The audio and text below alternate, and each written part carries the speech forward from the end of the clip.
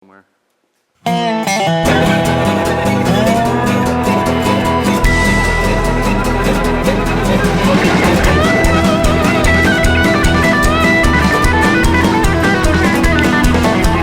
all messed up in Texas.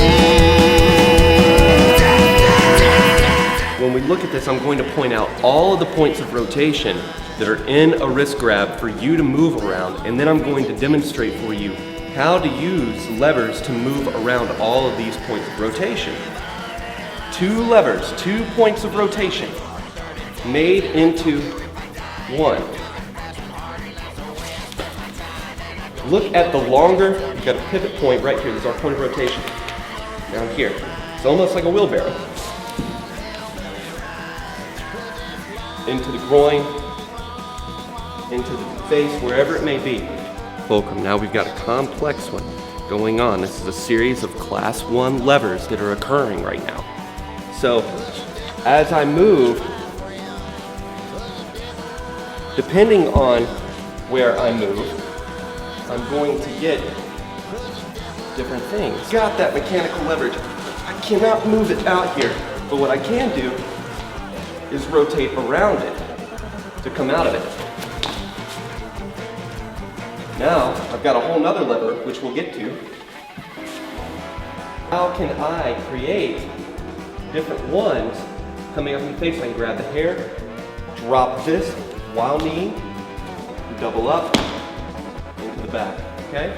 Create your own out of these movements. Attack the leg, I could sweep to another lever, grabbing back here.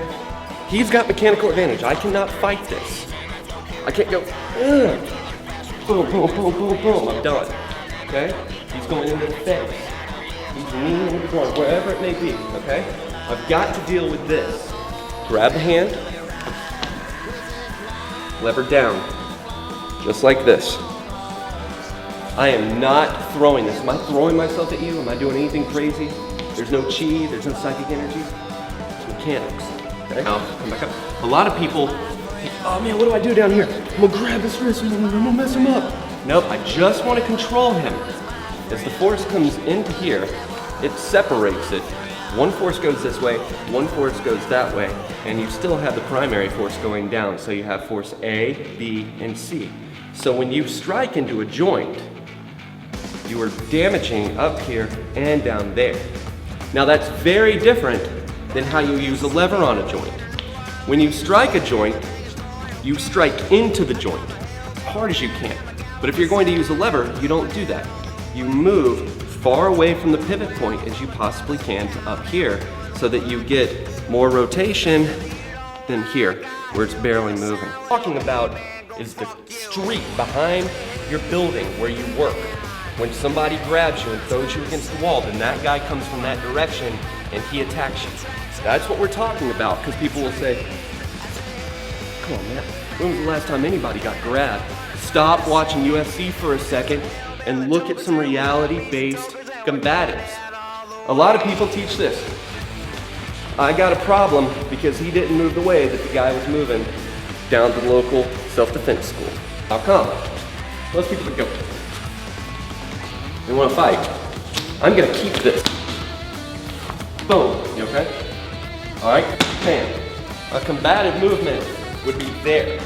Then I would come up, controlling that.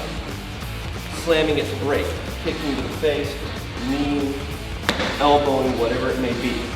That would be SSP. I've got this point just because you got here. Because, oh, we're in a wrestling match, that's fine. So as it moves, I'm using a lever. I'm adapting. You can drive up into the next. Here.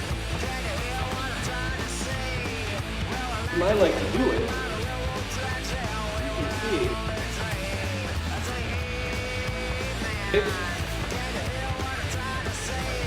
Same way. Going to lift up.